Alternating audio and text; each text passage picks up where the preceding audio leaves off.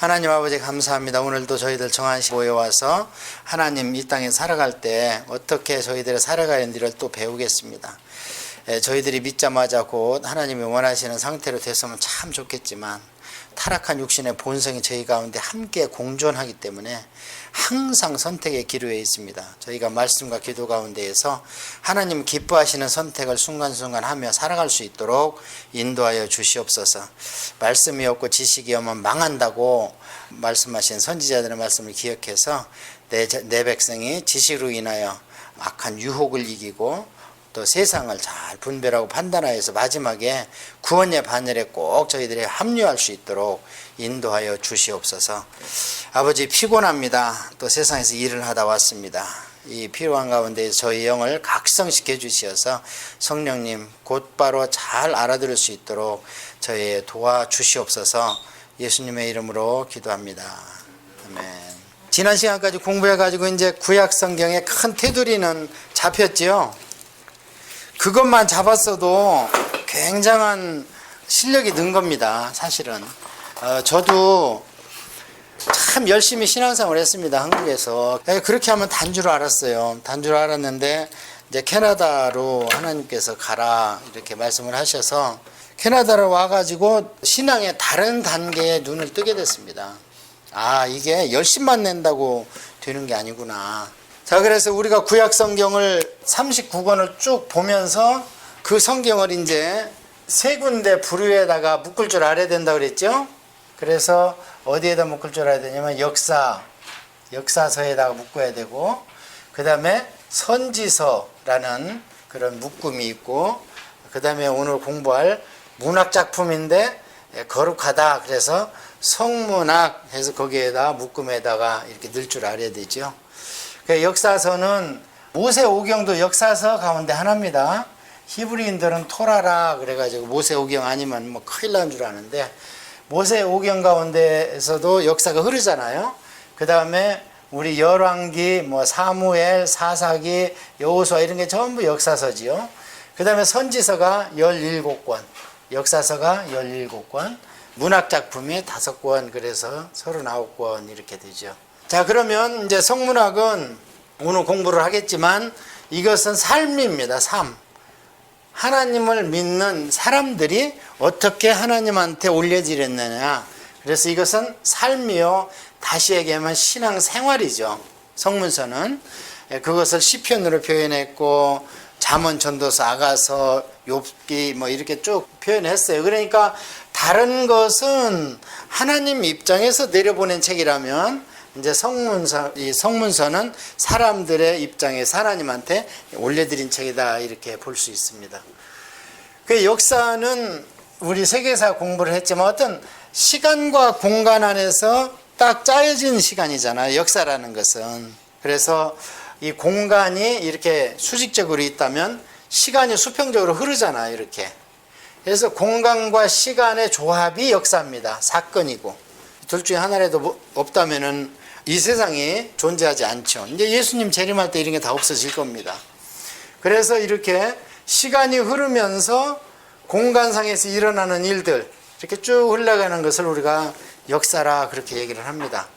그래서 성경에서 얘기하는 역사는 공부를 했던 것처럼 창세기 앞에서의 역사, 그것을 우리가 아브라함이 픽업 될 때까지를 양심적 계시 시대에 딱 그렇게 얘기를 했었죠.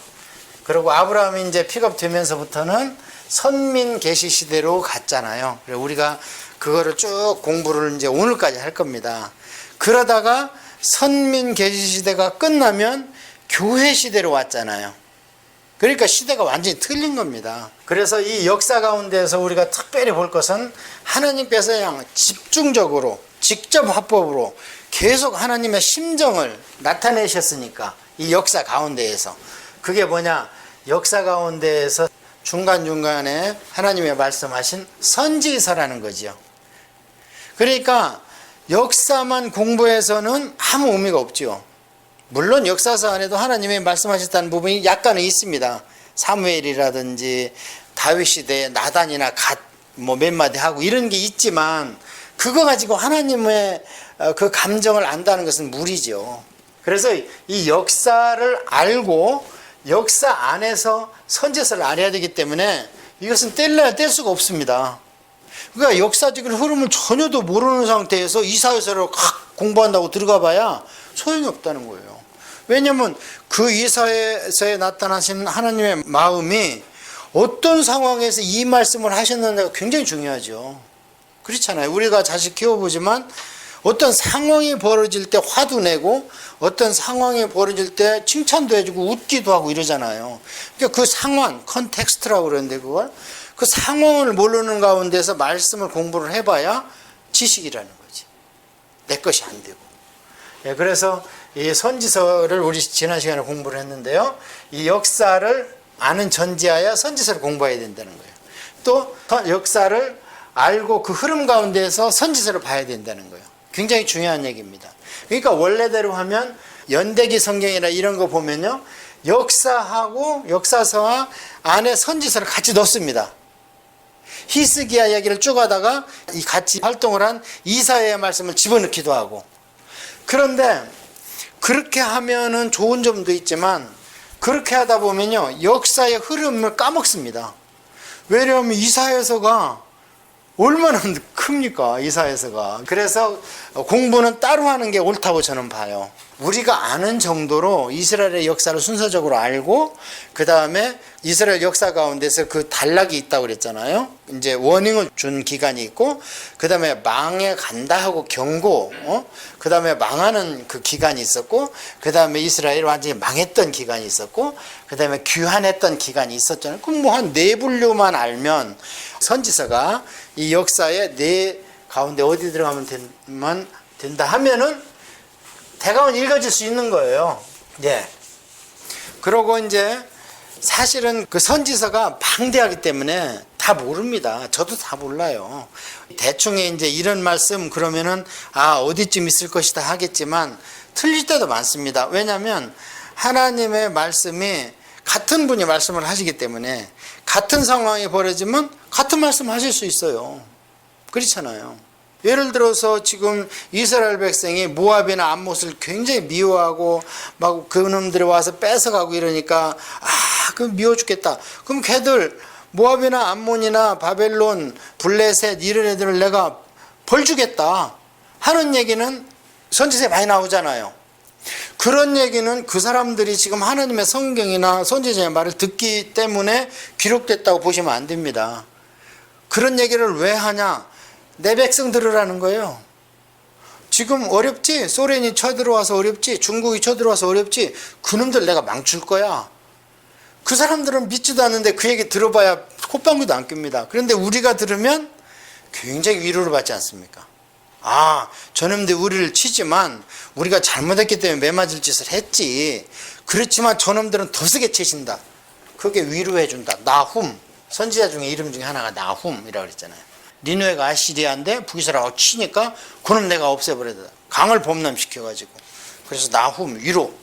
그래서 이 선지서에 나타난 하나님의 마음을 크게 두 개로, 이거는 잃어버리면 안 됩니다. 하나님은 사랑과 또 뭐라 그랬어요? 공의.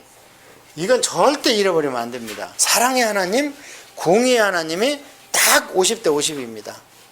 더하지도 빼지도 않아요. 딱 50대 50. 왜냐하면 완벽해야 되니까. 사랑도 완벽해야 되고 공의도 완벽해야 되고. 그래서 사랑과 공의가 있기 때문에 공의 때문에 구약 백성들의 말을 안 들을 때 하실 말씀이 많은 거예요. 그래서 그렇게 기른 거고 구약은 우리가 참 암울해요. 왜냐하면 말을 안 듣기 때문에. 그래서 사랑과 공의가 있는데 공의로 야단을 치다가 이놈들이 집 나갈까 봐 다시 소망을 준다 그랬잖아요. 그래서 사랑은 주로 이제 위로, 소망은 가장 큰 소망이 니들 힘으로 안 돼. 내가 메시아 줄 거야. 그리고 이제 성령이 너희 가운데 들어갈 거야. 뭐 이런 소망. 그게 최고의 소망이죠. 하나님 우리 안에 와 계신다는데 최고의 임마누엘이죠. 지금 시대가. 그 다음에 이제 공의 같으면은 권면을 처음에는 그러지 말아라 이렇게 해야지 하다가 영 말을 안 들으면 어떻게 해요? 죄를 책망을 해요. 죄를 책망해서 죄를 정해서 그러니까 선고까지 내려서 그것을 집행한다. 그게 사랑과 공의다. 그래서 선지서에 나타나는 하나님의 메시지는 반드시 이 네 군데 가운데 하나에 들어간다. 이렇게 말씀을 드렸습니다. 네. 그래서 이게 어려우면 이것만 외우면 돼요. 아, 하나님은 아가페지? 그렇지. 하나님은 righteousness지? 그렇지. 그러면 사랑은 소망이다. 소망. 그 다음에 공의는 뭐냐? 죄를 책하고 벌한다. 영 어려우면 요 두 가지만 해도 결국 위로라는 것은 소망이 들어가는 거니까요. 그 다음에 권면이라는 것은 뭐를 좀 잘 해보자 하기 때문에 지금 뭘 잘 못하기 때문에 그걸 지적하는 거잖아요. 그래서 이것은 죄를 정하고 책망하는 데 넣을 수가 있습니다. 이렇게 해서 선지서를 보면 됩니다. 그리고 선지서를 이제 집어넣을 때 대선지서, 소선지서는 분량이 많고 적음에 의해서 분류를 하고, 그 다음에 많은 걸 5권을 뺐고 적은 것을 12권을 빼놓고 그것을 시간순으로 배열했다. 그렇게 얘기했죠. 그래서 이사야서 다음에 이사야의 바톤을 이어받은 게 사렘, 에는 뭐 애가니까 빼고 사렘, 에스겔, 겔단. 그래서 이사야, 예레미야, 에스겔, 다니엘 이렇게 시간순으로 내려갔다. 그 다음에 소선지서는 호세아서부터 말라기까지 시간석으로 쭉 내려갔다. 이렇게 말씀을 드렸습니다. 그래서 이사야는 뭐예요? 이사야는 너희들 그럼 망해간다. 망한다. 남자만 산다. 그 다음에 이제 예레미야는 망하는 20년 동안이죠. 그러니까 BC 606년, 597년, 586년 세 번에 걸쳐서 바벨론 침공이 있는데 그때 예레미야가 42년간 얼마나 울었는지 눈물의 선지자다. 그 다음에 이제 에스겔과 다니엘은 망했죠. 망해서 잡혀간 귀족들 중에서 다니엘은 왕궁에서 그 당시 제국의 왕을 때려잡는 20대에 말하자면 지금같이 얘기하면 유학생입니다. 잡아가지고 너무 똑똑하니까 왕궁에서 교육을 시키는 거죠. 그 다음에 에스겔은 잡혀간 내 백성들한테 소망을 주자. 그래서 여기는 백성들 가운데에서 사역을 했다. 그러면서 뭔지를 주냐고 자꾸 따지니까 죄를 보여주고 이렇게 얘기를 했다. 이 흐름을 아시면 됩니다. 그 다음에 이제 이 대선지서는 전부 다 유대인을 상대로 한 거고요. 그러나 북쪽에도 내 백성이기 때문에 북쪽에서 위친 분이 호세아다. 북쪽이 먼저 망했기 때문에 호세아서가 맨 앞에 나와 있는 거예요. 북쪽이 먼저 외쳐주는 거예요. 그 다음에 이제 요엘은 메뚜기 때 막 이런 게 왔고 싹 쓸어 먹으니까 너들 말 안 들으면 의적이 이렇게 침입해서 너들 씨를 말려버릴 거야. 그래서 이거는 뭐라 그랬어요? 제가 정신 좀 차려라. 그래서 경고. 그 다음에 호세가 북이스라엘에서 외쳤는데도 안 돼. 안 되죠. 그러니까 남쪽에 아모스가 가서 대신 외쳐줬어. 북쪽의 선지자는 나타나면 그냥 윽박지르고 그냥 얘기를 못하게 하니까 할 수 없이 남쪽 서울 사람을 농부인데 신학교 출신도 아니고 목사 안수도 안 받았다 그러잖아요. 그 아모스서 보면은 그래 나는 농부다. 근데 하나님 말씀 주셨다. 그렇게 쭉 그런 식으로 보면 됩니다. 예. 그래서 그 선지자 이름을 가지고 그 주제를 파악하면 된다 그랬죠. 한 번 더 할까요? 교재를 보시겠습니까? 선지자 이름을 한 번 더 해줄까요? 선지서 주제를 한 번 더 해줄까요? 자, 이사야서는 뭐예요? 성경에서 하나님을 나타내는 단어가 뭐라고 그랬습니까? 엘. 그 다음에 여호와, 야훼. 그 다음에 성경에서 아까 말씀하신 왕이라는 뜻은 뭐라고요? 멜이 왕입니다. 그래서 이사야는 이사야 그러면은 야자가 뒤에 붙었으니까 야훼죠. 그래서 하나님만이 구원자다. 그러니까 이웃나라 손 벌리지 마. 그럼 우상 들어와. 나한테 도와달라고 해. 그래서 야훼가 구원자시다 그런 뜻이고요. 예레미야는 예레미야 해서 또 여기 붙었죠. 야. 그래서 야훼는 뭐다? 야훼가 던져버린다. 던져버린다는 얘기는 뭡니까? 이제 징계에 돌입했다는 거죠. 너 내가 던져버리겠다. 그래서 3장이 예레미야 내 백성을 내가 던져버리겠다. 에스겔. 그 에스겔은 단단하게 하신다. 단단하게. 왜 단단하게 하는가? 지금 시대처럼 하나님의 말씀을 조롱합니다. 뭔 교훈을 뭐 여기서 조금 저기서 조금 막 갖다 붙이고 들은 얘기 또 하고 한 얘기 또 하고 뭐 신약성경에도 사도 바울이 그래요. 다른 사람들이 사도 바울한테 그게 불평을 합니다. 한 얘기 또 하고 한 얘기. 그러니까 사도 바울이 뭐라고 그러냐면 나는 한 얘기 또 하는 것도 전혀 개의치 않는다. 왜냐하면 그게 복음이기 때문에. 그 얘기는 뭐냐면 우리 구원의 복음은 복잡하고 어려워서 몰라서 내가 구원을 못 받아들이겠다는 거 없습니다. 구약에도 그래요. 이거 어려운 거 아니야. 무슨 바다 멀리 있어서 갔던 하늘 높이 있어서 따오는 것도 아니고 뭐 어디냐 내 입에 있다. 신약성경에도 그 얘기가 나옵니다. 전혀 구원이나 이런 구원의 교리나 이런 것들을 몰라서 나는 못 믿었으면 안 된다는 거예요. 그래서 이사야에서 보면 여기서 조금 저기서 조금 한 얘기 또 하고 한 얘기 또 하고 교훈의 교훈을 더 하고 이게 뭐냐면 듣기 싫다는 거예요. 그냥 독주에 대해서 예언하고 잔치에 대해서 예언하고 나실이 너 일로 와 목사 너 일로 와 술이나 한 잔 먹고 해봐 하면서 술이나 먹이고 선지서에 나오는 얘기잖아요. 그게 그런 시대였다니. 지금이 그런 시대, 신약시대. 지금이. 왜? 에스겔 시대처럼요, 성경을 성경대로 얘기하면 안 맥혀요. 자꾸 양념을 치든지 딴 얘기를 해줘야 돼. 그러니까 무리를 걷는 게 아니고 착시현상이지. 어떻게 사람이 무리를 걸어. 이런 얘기를 한다든지. 그게 크리스찬 사이언스 아닙니까? 기독교를 사이언으로 과학으로 풀으려고 그래, 자꾸. 그래서 에스겔 단단하게 해요, 그냥. 그렇게 안 듣더라도 너는 외쳐. 그게 네 사명이야. 너는 외치고 그래도 그들이 죽으면 그 죽은 죄값 피값은 그들에게 찾는다.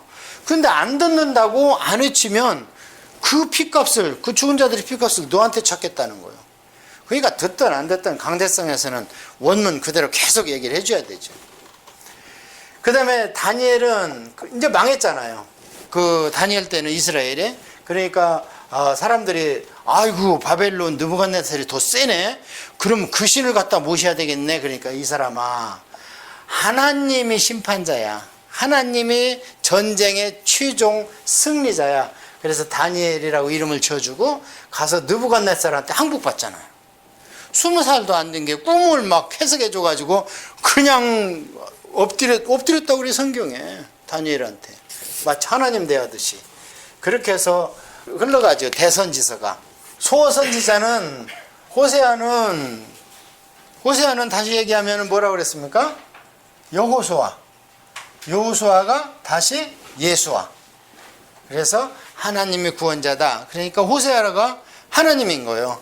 그리고 부인이 고멜인데 고멜이 이스라엘 백성이야. 그래서 창녀 같은 걸 데리고 사는 거예요. 그런데 자꾸 나가면 내 돈 주고 가서 사와. 최종적으로 하나님이 내 돈 주고 집 나간 자식을 사온 게 뭐예요? 그게 십자가입니다. 이런 것들이 이제 십자가를 예표하는 거예요. 이게 구약은 아직 점진적 계시이기 때문에 조그마한 계시를 보여줬죠. 그 창녀를 데리고 사는 선지자를 통해서. 그러다가 이제 그게 신약의 완전 계시가 십자가의 피로 우리를 사신 겁니다. 그래 호세아가 그 얘기입니다. 그래서 구원자다. 내가 야훼가 호세 야훼가 구원자다. 요엘은 메뚜기 얘기 나오는 거 그 얘기고요. 그 다음에 그래서 이게 이제 경고예요. 요엘은 원래 야훼가 엘이다. 그래서 여호와가 하나님이다. 거꾸로 하면 엘 야훼 그럼 뭐요? 엘리야. 그래서 이것은 또 거꾸로 엘 하나님은 야훼다. 이것은 야훼는 하나님이다. 요엘을 거꾸로 하면 엘리야가 됩니다. 자, 그래서 경고적 의미고요. 아모스는 아까 얘기했지만 남쪽 사람이 북쪽에 가서 위치기 때문에 짐꾼이다. 짐꾼. 내 짐도 지기 힘들어 죽겠는데 서울에서 지게에다가 북쪽 사람 죄짐 보따리를 지고 평양까지 가는 거예요. 얼마나 힘들었겠습니까? 이 당시에 아마시아라는 북쪽 선지자가 얼마나 핍박을 하는지 몰라요. 그 다음에 오바댜는 에돔을 향해서 그러면은 에돔은 사실 이스라엘 백성하고 가깝잖아요. 쌍둥이라 에돔은. 예. 그 다음에 요미나합. 그래서 요나는 비둘기다. 이제 오베드는 주의 종이라는 뜻입니다. 주의 종. 너도 한 백성에서 나오니까 주의 종이다. 에돔 망하는 얘기고요. 그 다음에 요나는 비둘기. 니누에 가서 위쳐라. 니누에는 아수르의 수도입니다. 그런데 이제 죄가 관영해서 하나님이 망치려고 했는데, 사실 아시리아를 빼면은 위에 북이스라엘을 자꾸 침탈한 맨 처음에 그 북쪽에 있던 나라가 북이스라엘을 못 살게 했던 나라가 아람 아니에요, 아람. 이 아람을 손보려면 아람보다 센 놈을 일으켜야 되는데, 그 당시 거기 자리 잡고 있던 사람들이 아시리아예요. 아시리아의 수도가 니누에예요. 그래서 니누에를 일으켜가지고 아람을 손보아야 되는 거예요, 지금 아람. 그런데 그놈들이 죄가 꽉 차가지고 저 쓸모가 없어. 그래서 할 수 없이 요나를 시켜서 그놈들 회개시켜라. 회개시키면 내가 복주하겠다. 그래서 키웠죠. 그래서 이제 그 아시리아 입장, 니누의 입장에서 보면 비둘기같이 좋은 소식입니다. 미가 뒤가 아가 붙었죠. 이게 야훼입니다. 그래서 뭐냐, 누가 하나님과 같으냐. 그래갖고 미가서는 이 당시에 이제 이사야하고 같은 시대예요. 근데 이사야는 왕족이라 50년간 막 마음껏 선포를 해도 죽이지를 못해. 근데 미가는 이제 잠깐 위쳐, 평민이야. 그래서 미가서의 맨 앞에 보면은 온 백성아 들으라 이래요. 평민들한테 성전 앞에서. 그러면서 뭐냐, 하나님이 임하시는 걸 보니까 감람신이나 바위가 녹아버린다. 이 엄유하신 하나님의 무시하고, 미가서에 보면 그런 얘기가 나와요. 어떻게 나시린한테 갖다 술을 먹이고 말이야, 독주에 대해서 예언하고 이런 것을 너희 하시고, 왕들은 상하궁에 가서 살고 여름궁 겨울궁이 조만한 그 이스라엘 땅에 무슨 날씨 변화가 얼마 있어서 여름궁전 겨울궁전은 막 상하로 따로 전하냐, 이런 야단치는 얘기. 오늘날입니다. 그게 오늘날이에요. 자, 그래서 미가는 누가 하나님과 같겠는가. 그 다음에 나훔은 요나를 통해서 니느웨를 부황시켜서 아시리아를 한번 써먹었잖아요. 근데 이게 또 지 힘을 믿고 너무 그냥 힘자랑을 하니까 나훔을 통해서 어떻게 해요? 니느웨 멸망시켜버리겠다. 어떻게? 유프라테스 강에 홍수를 일으켜갖고 토사를 덮어버리겠다. 그래서 니느웨 성의 꼭대기, 너 자랑하지만 네 꼭대기 위에서 승냥이가 뛰어놀 거야. 새들이 보금자리를 만든다. 그 얘기는 뭐예요? 흙이 거기까지 차가지고 성탑을 그냥 덮어버리겠다는 거예요. 그래서 평토장 시켜버리겠다. 실제로 그렇게 됐잖아요. 중동에 지금 전부 사막이 돼버렸잖아. 그런데 그걸 1814년에 뭐라고 그랬어요? 그 가서 파가지고 발굴했다고 그랬잖아요. 지금도 파고 있어요.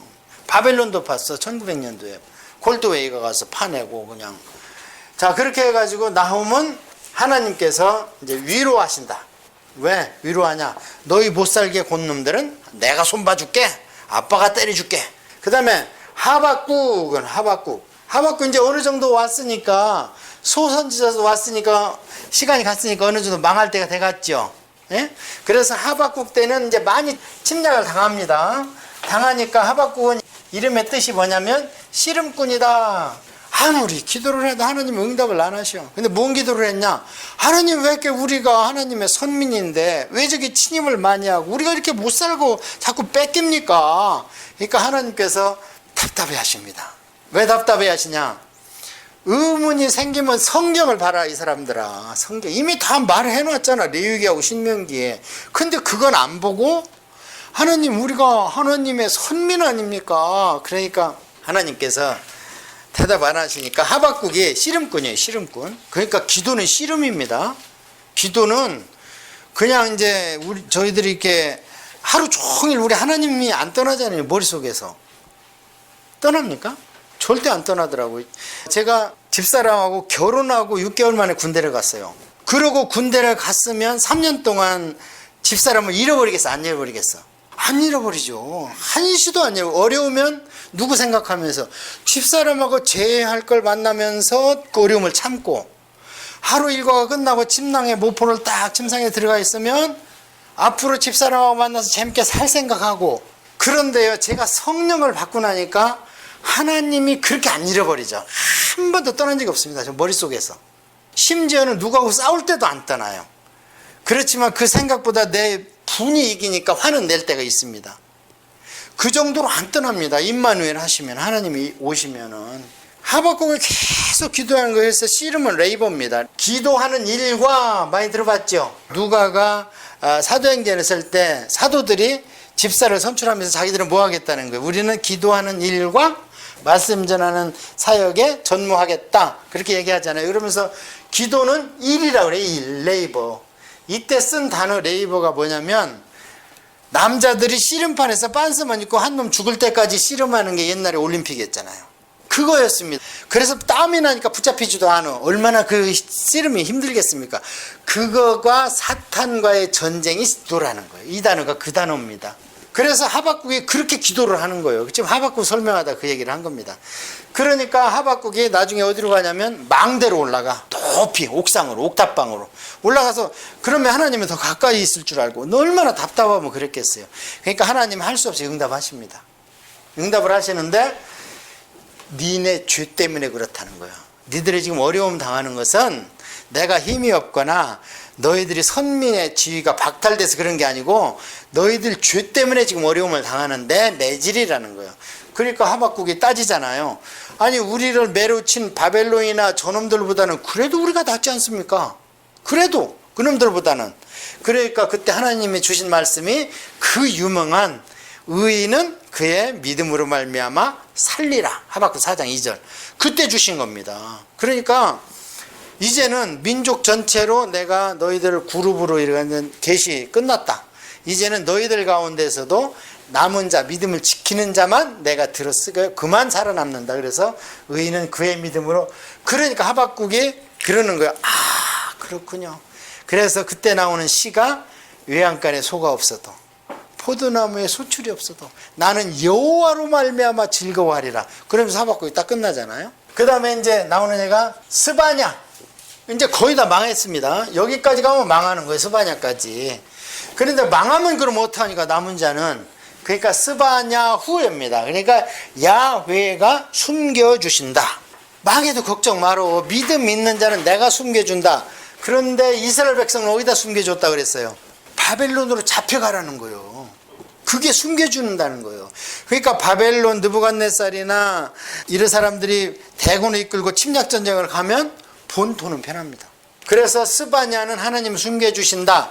그러면 이게 신약시대는 그 시기가 언제냐? 이스라엘이 망하는 시기가 신약시대는 언제냐? 예수님 임할 때입니다. 그것을 헬라어로 파루시아 그래. 숨겨주시는 거야. 그래서 예수님 재림할 때 우리는 그 당시에 남은 자들, 제가 볼 때는 우리 세대는 아닙니다. 이게 어떤 분들은 예수님 빨리 오셔가지고 우리를 좀 휴거시켜 주시지 그렇게 말씀하시고 뭐 그때가 다 됐다 그랬는데 제가 볼 때는 아닙니다. 말씀의 입각에서 아직 적그리스도도 안 나타났고 그런 징조가 안 나타났어요. 자꾸 날짜 계산을 해. 사람들은 신약시대는 날짜 계산하는 게 아닙니다. 이제 가시적 눈으로 보이는 계시가 아니라고 그랬잖아요. 이제는 교리적 계시입니다. 그래서 예수님께서도 날짜 계산하지 말고 어떻게 해요? 징조. 엄마가 애 낳을 때 되면 배가 아프잖아. 징조를 봐. 구름에 있으면 비가 오지. 징조를 봐. 그런데 그 징조를 봤을 때 데살로니가 후서 2장에 보면 아직 그 징조가 다 안 이루어졌습니다. 그래서 우리 세대는 아닙니다. 그런데 저는 우리 세대가 아닌 게 너무 감사해요. 예수님이 강림하실 때 휴거할 때 그 성경 전체를 징조로 보면요 우리가 견디지 못합니다. 그러니까 토론토 역에서 편안하게 신앙생활 할 때 들어 올라가는 게 아닙니다. 핍박받다가 산길로 도망가고 숨고 더 이상 숨을 데가 없을 때 데려가는 거예요. 그러니까 그때 아닌 게 감사한 거예요. 아직도 우리 의지로 믿을 수 있는 게 감사한 거예요. 파루시아, 스바냐 하나님 숨겨주신다. 그러면 이제 망했습니다. 망하고 이제 회복하는 게 뭐냐? 학계. 이 할아버지는 이민 1세 100세가 돼가지고 성전 져라 하는 얘기가 학계. 그래서 성전 지고 잔치하자. 이름이 축제다. 그래서 축제. 그 다음에 스가랴. 이거 2세.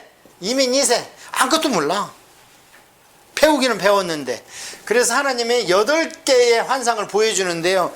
보기는 잘 보네. 뭐 보냐? 그럼 뭐 본대요. 뭔 뜻인지 알겠냐? 아무것도 모르겠대. 그러니까 천사가 다 알려줘. 8개를. 그 뜻을. 공부시키라는 거예요. 1.5세, 2세. 그래서 너희들도 내가 기억한다. 스가랴, 그래서 야훼가 기억해 주신다. 1.5세든 2세든 내가 기억하니까 공부만 시켜, 공부만. 그 다음에 이제 말라기는 하나님의 사자, 엔젤, 이게 이제 헬라어로 와서는 엔젤이 됐습니다. 엥겔로스. 그래서 엔젤. 자, 그렇게 해서 말라기를 공부할 때 제가 그런 말씀을 드렸습니다. 자꾸 이제 너무 진도가 많아서 성경 볼 시간이 없는데요. 성경이 말라기가 7가지 내지 8가지의 하나님과의 그 이제 사자를 보냈으니까 변증하는 거예요, 서로. 너 이랬지? 그러면 뭘 했는데요? 네가 이랬잖아. 이렇게 하고 변호사들끼리 싸우는 얘기입니다, 말라기는. 그래서 누가 이기냐? 하나님께서 마침내 그 죄악을 다 지적하고 내가 너희들과 함께 있을 수 없다 하면서 떠나가는 게 말라기 마지막 장입니다.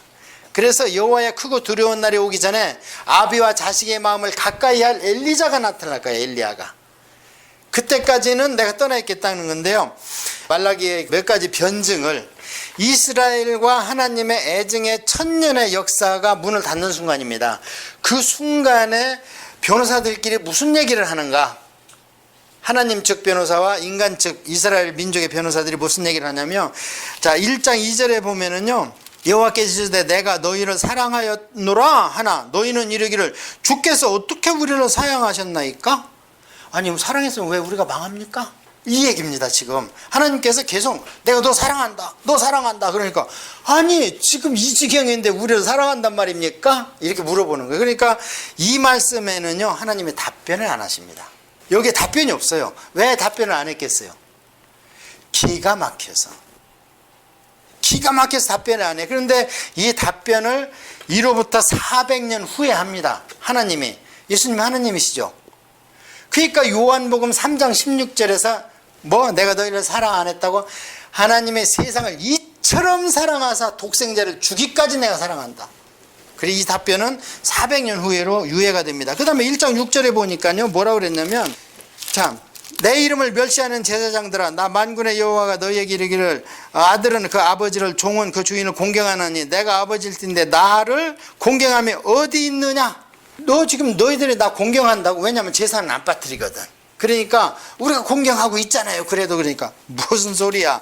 도대체 나를 공경하면 어디 있어? 그러면서 뭐라 그러냐면 6절에 너희는 이르기를 우리가 어떻게 주의 이름을 멸시하였나까 하도다.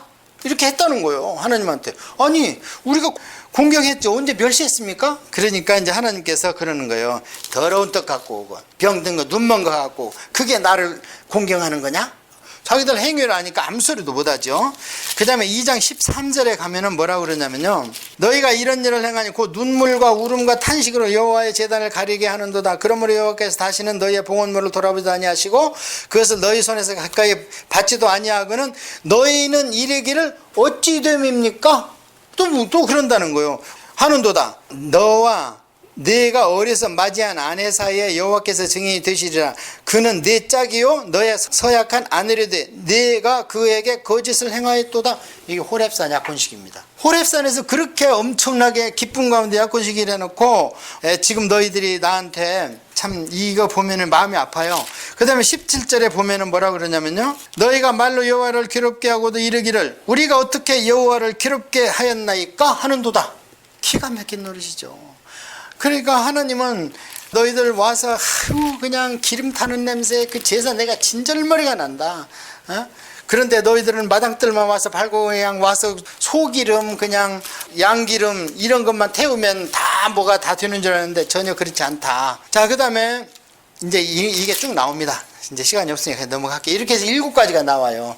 그 중에 하나가 야 이 도둑놈들아 그러는 거예요. 그 3장에서 야 이 도둑놈들아 그러니까 우리가 왜 도둑놈입니까? 하고 또 그랬다는 거예요. 그러니까 하나님께서 뭐라고 그러냐면 사람이 어찌 하나님 것을 도둑질하겠느냐? 그러고도 너희는 나의 것을 도둑질하고도 말하기를 우리가 어떻게 주의 것을 도둑질하였나이까 하는도다. 이는 곧 11조와 봉헌물이라. 11조는 내 거잖아. 근데 그거를 네 마음대로 쓰고 도둑놈이 아니라고? 아버지 거는 자식이 마음대로 써도 돼?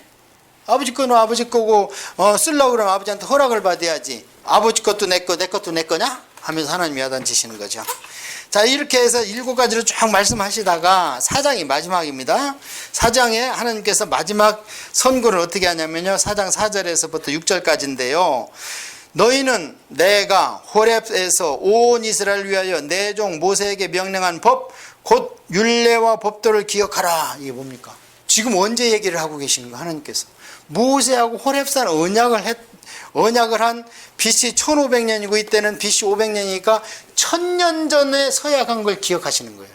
호렙산에서 레위기를 앞에 놓은 그거, 율례와 법도 기억하라. 그게 뭐냐? 레위기를 기억하라. 이대로 살아라. 그 얘기를 하시는 거예요. 보라, 여호와의 크고 두려운 날에 이르기 전에 내가 선지자 엘리야를 너희에게 보내리니, 이게 세례 요한이라고 예수님께서 풀어주셨죠. 나중에 400년 후에.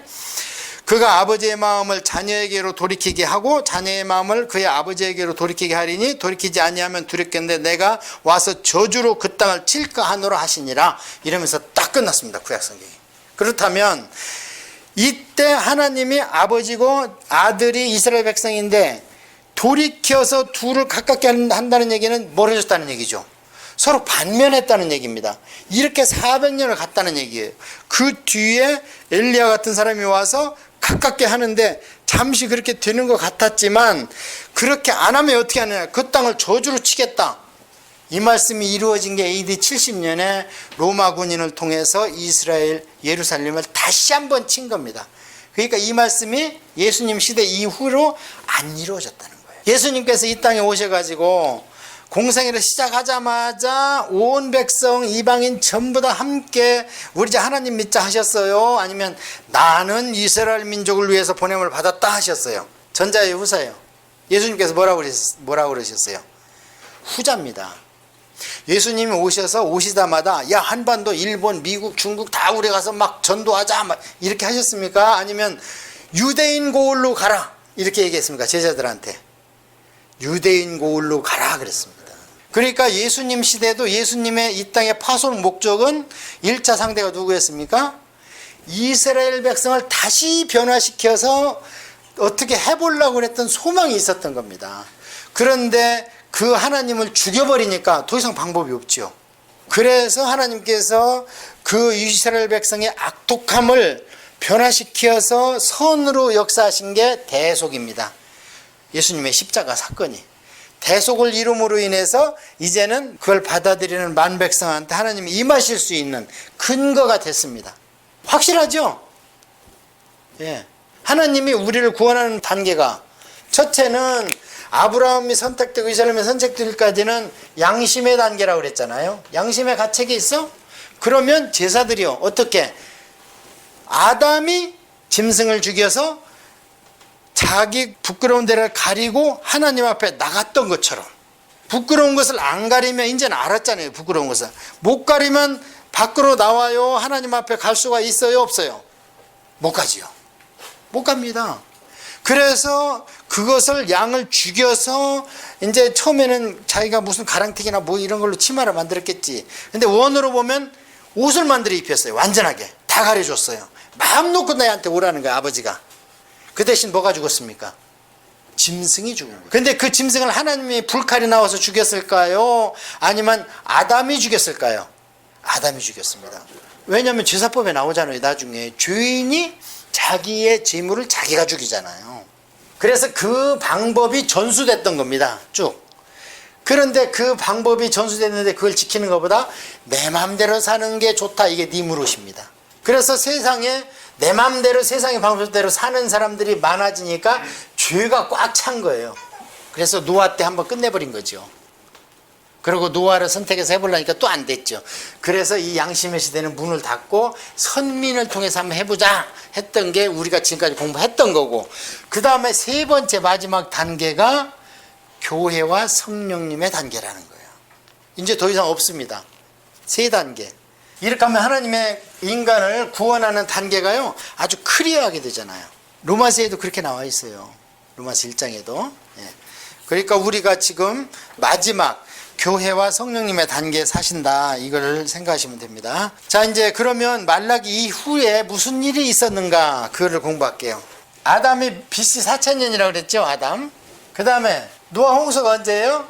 BC 2500년. 그 다음에 2000년도에 누구요? 아브라함. 그러다가 모세 때까지 쭉 백성을 준비해서 호렙산에서 BC 1500년 출애굽과 함께 모세. 그 다음에 이제 사사기 때를 막 겪으면서 좌충우돌 하다가 BC 1000년도에 왕다운 왕 다윗이 나타났다 이 말씀드렸고요. 그 다음에 BC 500년에 망했다. 586년이지만 망했다.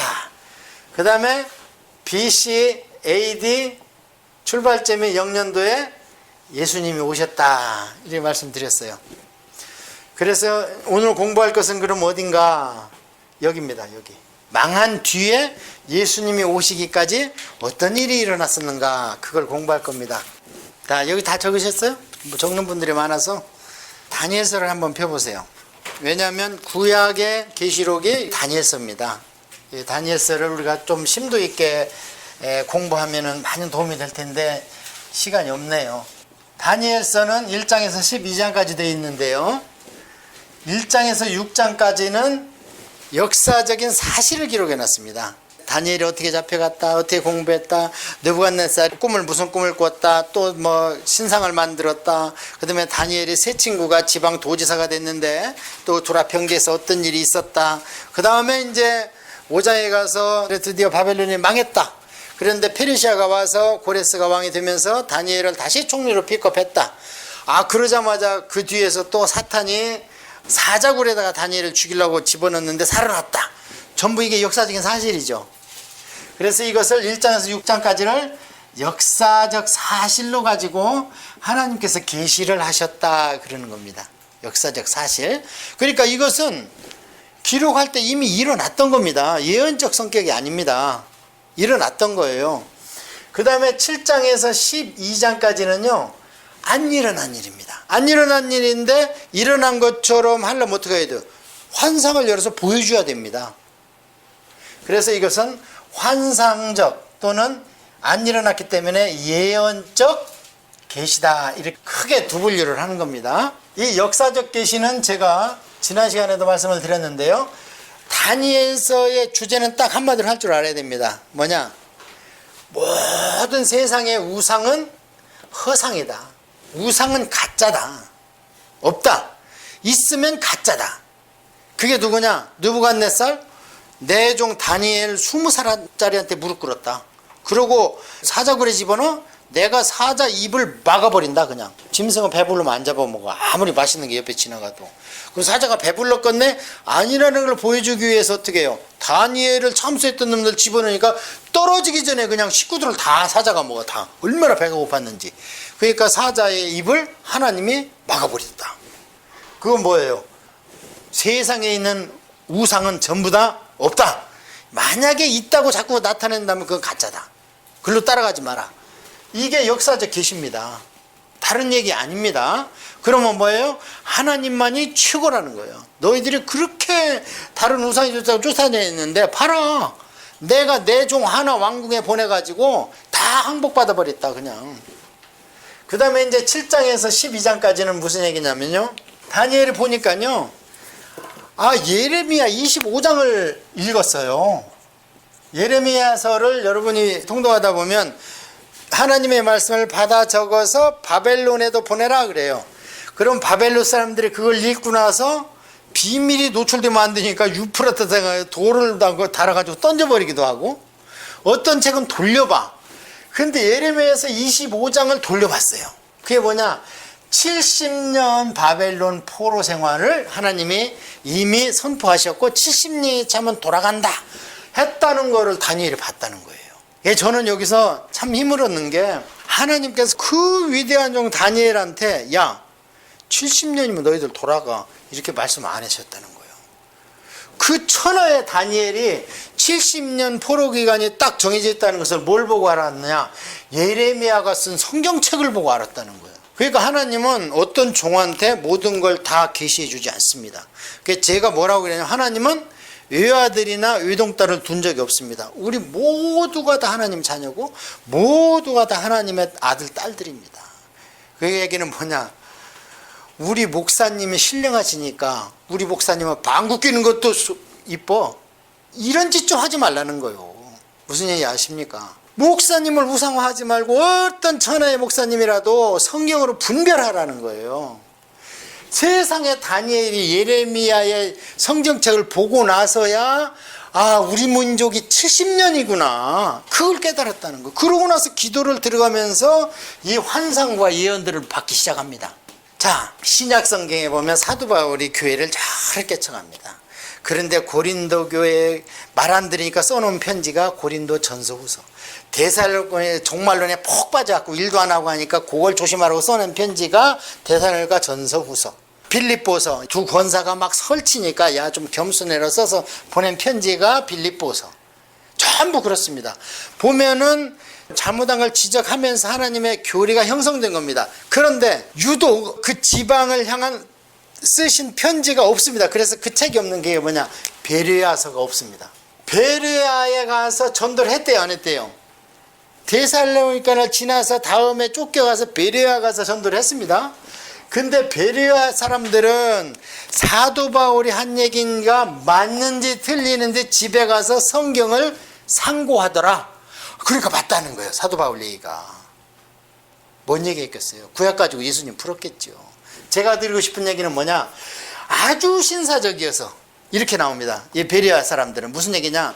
여기서 박 목사가 됐던 누가 됐던 설교를 들었으면 거기서 아멘하고 그대로 하지 말고 그 말씀이 성경에 과연 맞는가? 가서 공부한 베레아인들은 얼마나 성경적으로 했는지 전혀 책망할 것이 없기 때문에 사도 바울이 베레아 교회를 향한 서신이 없습니다. 그래서 베레아서라는 게 없습니다. 잘못된 게 없는 교회에는 사도 바울의 편지가 전해지지 않습니다. 지적해서 그들은 아프지만 우리는 고맙지요. 만약에 고린도 교회에서 그 10가지 문제가 안 생겼다면 그런 문제가 오늘 교회에서 생겼으면 어떻게 대처할지를 우리는 몰랐을 겁니다. 그들한테는 고맙지만 한편으로 그들은 더럽게도 말을 안 들은 거예요. 10가지나 문제가 생기고 세상에 아버지의 첩을 데리고 사는데 교회에서 같이 성도를 안 쫓아내고 있다는 거예요. 그런 문제점이 있으니까 10가지를 지적해 주잖아요. 딱. 그러니까 무슨 얘기냐? 성경을 상고하라는 거예요. 성경을 계속. 그러면은 베레아 교회처럼 칭찬만 받는다는 거예요. 그래서 베레아 본받다는 거예요. 베레아 지방을. 자, 그래서 이제 예언적 계시를 가지고 공부를 해보겠는데 왜 이것을 하냐면 이렇게 70년이라는 것을 알고 기도를 했는데요. 세상에 하나님께서 보여주시는 것은 예루살렘 성전에서 막 거창하게 예배드리고 제사드리고 하는 걸 보여드린 게 아니고 엉뚱한 걸 보여주는 거예요. 참, 그러니까 이 어른이 기가 막힐 거 아닙니까? 자기 민족을 위해서 평생을 70년간을 왕실에서 그 막 영적 대결을 해가면서 했는데 세상에 70년이 다 찰 때까지 살았거든요. 이분이 돌아가라 하고 나서 3년을 더 살았어요. 돌아가라 하고 나서 그 3년 후에 받은 계시까지가 기록돼 있어, 성경에. 그렇다면 최소한 그때까지는 살았잖아. 근데 자기 나라에 못 갔어, 이분은. 제가 봤을 때는 연세도 많고 또 거기에 남아있는 유대인들이 많았을 겁니다. 안 돌아가고. 왜냐면 5만 명뿐이 안 가니까. 자, 그래서 그 사람들이 이제 책임진 것 같은데요. 그런데 이 어른이 기도를 하는데 그거를 안 보여주고 엉뚱한 걸 보여주는 거예요. 자꾸. 그것이 7장에서 12장까지 나오는 겁니다. 그래서 7장에서 보는데요. 4마리의 짐승이 나와. 4마리의 짐승. 이건 어디하고 연결되느냐? 앞에 역사적 계시에서 큰 신상이 있었죠. 어떻게 돼 있었어요? 이렇게 해서 이렇게 있는데 금, 은, 동, 철과 진흙. 그래서 이게 뭡니까? 하니까 너는 금이다, 바벨론. 앞으로 이런 나라가 나올 것이다. 네 제국이 나올 것이다. 그랬는데 여기에 4마리 짐승이 이거에 상응되는 미래에 있을 일이라는 거예요. 그래서 느부갓네살은 내가 금이야?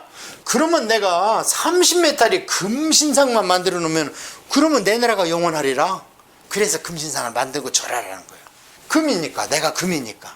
이 7장에서 미래에 대한 환상적으로 계시를 할 때 보니까요, 세상에 그게 그대로 나오는 거예요. 그러면 이 바벨론은 페르시아로, 페르시아는 헬라로, 헬라는 로마로, 4제국. 로마가 망한 뒤에는 어떻게? 10발가락. 로마의 성격과 세상의 그 각 나라의 성격이 뒤범벅이 된 10개 나라가 서로 같이 섞이지를 못해. 그런 나라가 온다는. 그러면은 바벨론 페르시아 때까지는, 지금 여기에는 이때까지 페르시아 이 초입까지는 이 말씀을 받은 다니엘이 살고 있었습니다. 그렇잖아요. 예. 그 다음에 헬라에 이때까지는 다니엘은 없습니다. 그 다음에 로마도 그렇고요. 물론 없지요. 그리고 이제 우리는 이 뒤에 10발가락 시대에 살고 있는 거예요. 앞으로 세계사가, 세속사, 구원사는 우리 하나님의 영적인, 우리에 대한 하나님의 역사적인 경륜을 기록한 것을 우리가 구원사, 구속사 그래요. 그러면 세상에서 우리가 국사나 세계사는 뭐라고 그러냐? 세속사 그래요. 두 개가 흘러가는 거죠. 그러니까 이 세속사, 세계사는 이렇게 흘러와서 오늘날은 2단계인데 이때 받은 거예요. 다니엘서를 이때. 페르시아 초입에. 그런데 이대로 이제 흘러간다는 얘기가 거기에 쭉 나오는데 그게 7장입니다. 큰 흐름만 알면 돼요. 이렇게 나오니까 여기에 유대인이 나와요, 안 나와요, 지금? 여기에. 없잖아요. 없으니까 다니엘이 아니 70년 찼잖아요. 지금 돌아갔잖아요. 우리는 그럼 어떻게 됩니까? 아니 이걸 좀 줌인 해줘 보세요. 이 세계사는 요한계시록까지 있잖아요, 이게. 그러니까 그거 말고 그러면 앞당겨 좀 보세요. 그래서 앞당겨서 보여준 게 8장입니다. 그래서 앞당겨서 보니까 바로 앞에 일어날 일이 뭔가 봤더니 순양이 나오고 순념소가 나오겠잖. 그런데 순양이 그냥 힘이 세가도 다 물리쳐 뿔로 막 받고 그러는데 순념소가 오니까 꼼짝 못해버려. 아 이게 도대체 이게 뭡니까 도대체 환상으로 보니. 그러니까 아 내가 모르겠냐 하면서 15절부터 풀어줍니다. 풀어주는데 뭐라고 풀어줘요? 이 순양은 페르시아고 그보다 더 센 순염소가 서쪽에서 올라온다.